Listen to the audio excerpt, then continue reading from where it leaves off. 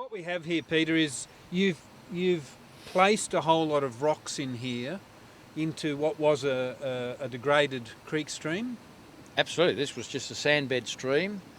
These rocks, I got into trouble because they were so-called untidy, but in fact they are de-energised to such a degree that these trees, when we planted them at that size, were able to survive a number of different floods, because we've had, probably 8 or 10 flood cycles since this was put together.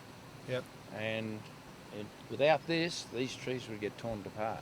And what is happening, it's causing this water at that level to be so stirred up that it's got no energy, and then the big floods run on the top of that, you see. That's what we're looking at here, and you'll see a little pattern of it when we cross just another 10 yards away.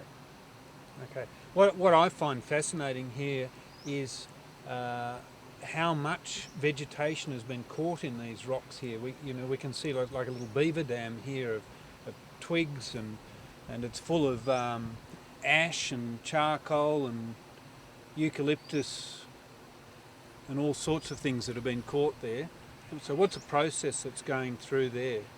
Well, I like to quote a scientist, Hakai Tan, and he said the Australian landscape was a stepped diffusion system of broadacre hydroponics. It floated stuff to the high ground, it got caught on the high ground because that's where the energies meant the water was breaking away and leaving it. Then every flood like this is filtering through that and feeding everything else below it. And that's exactly, it is the most amazing system.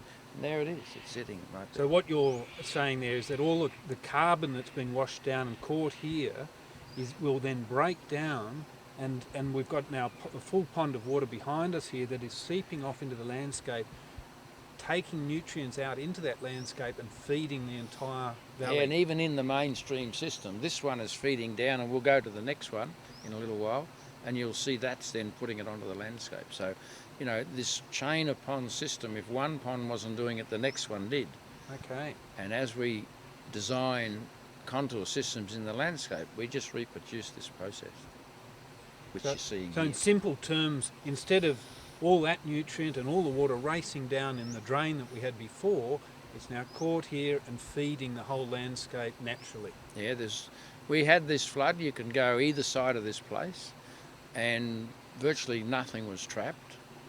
I've had scientific opinion that 2 million tonnes was trapped in less than 7 kilometres of streamline.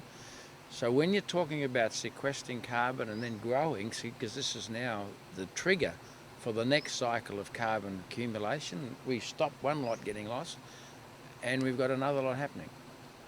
We can see the flood event here, rubbish caught in these trees quite high up. So the next flood event is going to actually slow the water down even more. Oh yeah.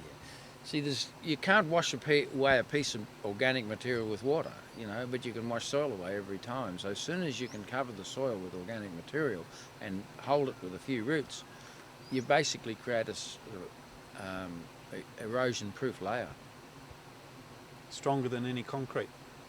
Well, it moves. You see, you realise a flood comes into here, there's millions of tonnes on this side before it gets to that side, and even so, when it drops, there's still millions more tonnes here than there is on that side. So the ground is pushed down.